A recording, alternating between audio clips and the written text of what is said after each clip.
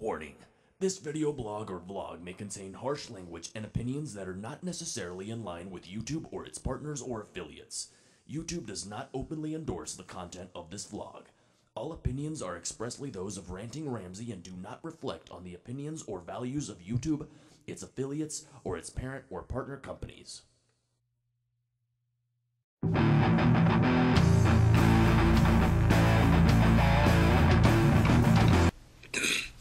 Greetings, Internet people. Ranting Ramsay here. How are you all doing today? Not doing so bad. So,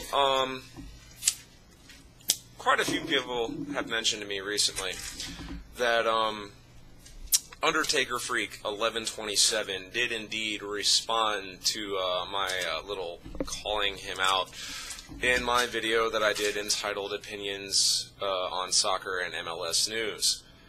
And I was actually fully reticent of the fact that he had responded to my calling him out, as you would call it. And I watched his response video. Parts of it made me giggle, parts of it actually made me laugh, and I'll be honest right now, when he did his little fake commentary thing about how so-and-so Smith grabs ball and then runs off to the sideline to take a nap, that made me giggle because it just created what I thought was a funny picture in my mind. So not that I necessarily agree with the sentiment behind it, but I laughed about that, I will admit that. But, people were asking me, are you going to respond? Are you going to respond? Oh, fucking course I'm going to respond. I'm Ranting fucking Ramsay. I don't not respond to this kind of thing when someone directly addresses me. Unless I'm not aware that they've directly addressed me.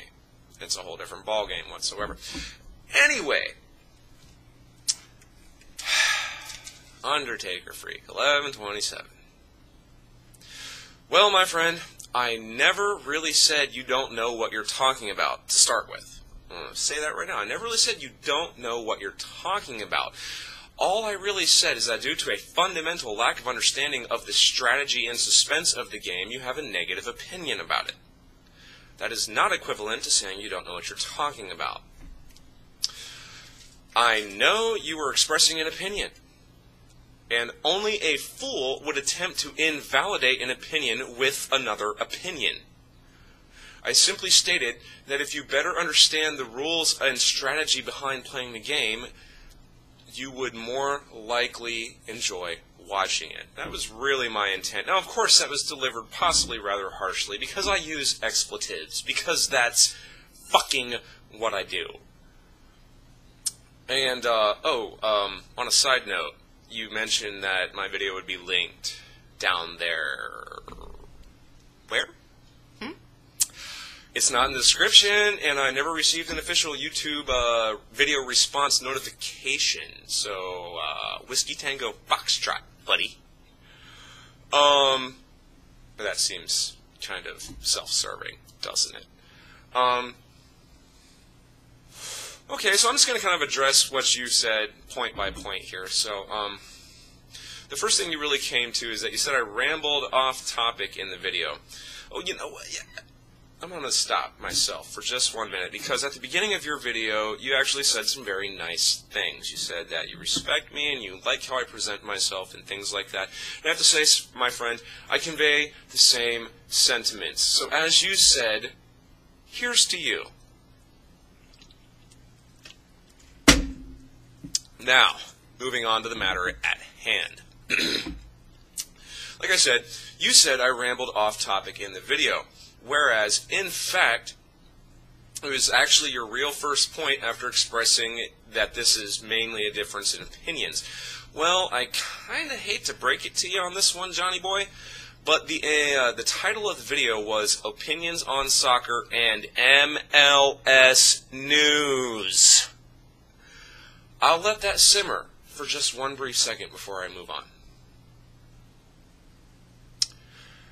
So, to the point, me talking about Clint Dempsey not returning to the MLS was not a rambling tangent, as Clint not returning to the MLS was definitely MLS news. As for a number of months, Dempsey was in negotiations with teams in MLS to return. He decided not to. That's news. To accentuate the point, MLS news, specifically, as mentioned in the title. So I'm halfway through the video when I started talking about Clint Dempsey, and at the very end, Chad Ochocinco, which I know I said I refused to refer to him as that name, but it's just kind of a slip of the tongue, blame Budweiser, is not a rambling tangent, but part of the titled promised content of the video. Whoops. I noticed you did at least know the name Ronaldo, by the way, which I do believe I never mentioned in my video. Methinks you know more about soccer than you let on. Now, continuing, you make a few other rambling points. Oh, did I say rambling? Anyway, you make a few other minor points, then move on to comment that I went after American football. Specifically, quote, went after American football. Really? I never, not once in my brief analogy about American football, mentioned that I don't think the guys were tough. Later in the video, I said if NFL players were to sustain the same types of rare injuries that are sustained in European football and soccer, that they wouldn't be able to take it because, well, the same type of injury happened to a guy named Crumry in the 49ers versus Cincinnati Bengals Super Bowl. The dude got his freaking tibia pretty much snapped in fucking half, which is actually a common injury in soccer. It's not uncommon for someone to take a bad tackle, and there are numerous pictures online of soccer players with tibias snapped in fucking half. As proven by Crumry, an NFL player wouldn't be able to take it, just as no one would be able to take it. Snap your fucking tibia in half, just for fun. Anyway, I never really said that they weren't tough or that there was nothing tough about the game of soccer. My initial point was that it stops and starts. And that is supported by this fact. 1/4 of NFL is 15 minutes of actual clock game time. But it takes 45 minutes of play time, or of time, to play 15 minutes of gridiron. It takes 4 hours to play a 1-hour game of gridiron. That's fucking ridiculous. On any level, to anyone. That's fucking ridiculous. How is that action? How is that fast-paced? How is that anything but slow and plodding? I ask you. Continuing on, you mentioned that you see no strategy in soccer. Really? Really? There's no strategy at all in figuring out a way to move a small ball down a large field protected by 11 men to deposit a small ball into a large goal. As you mentioned, we'll get to that. None whatsoever? Wow. Just fucking wow. Come on, man.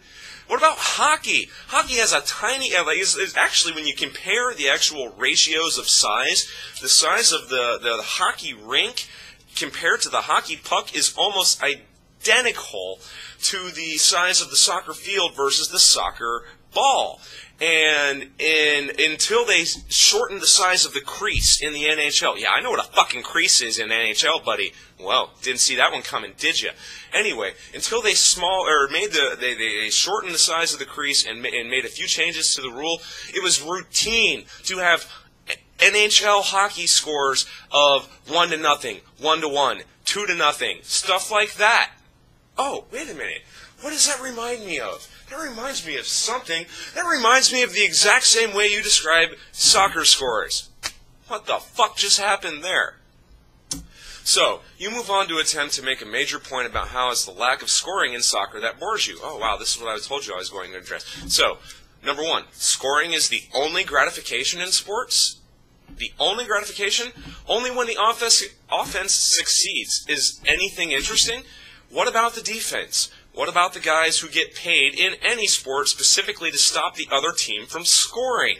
In American football, these men are called linebackers. In hockey, these men are called defensemen or goalies. Their sole job in the sport is to prevent the other team from scoring.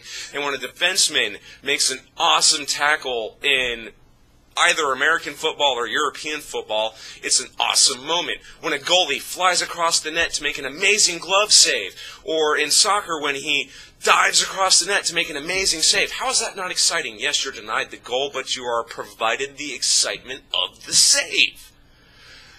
You seem to present the argument that the only gratification in sports is scoring. What about the fucking defense? What about it? I really want to know.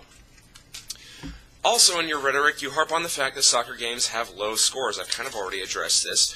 But, continuing on, the only point you make is that the goal is large and the ball is small. At no point do you recognize that there's a goalkeeper in front of the net specifically trained to recognize ball trajectory and learn to position himself at the best spot to narrow the angle in which the forward has a chance to deposit the ball into the back of the net.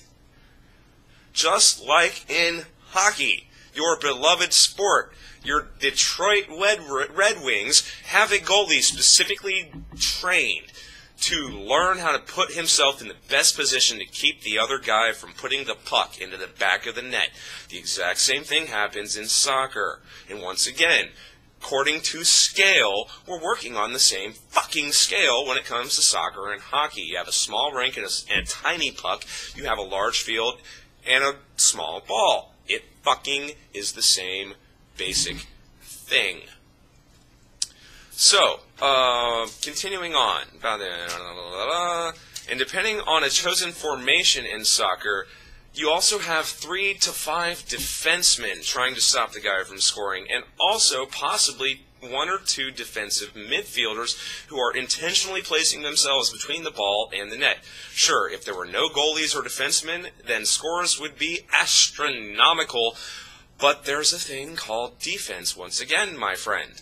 Yes, it would seem the offense has the advantage if it weren't for the fucking defenders, Johnny boy.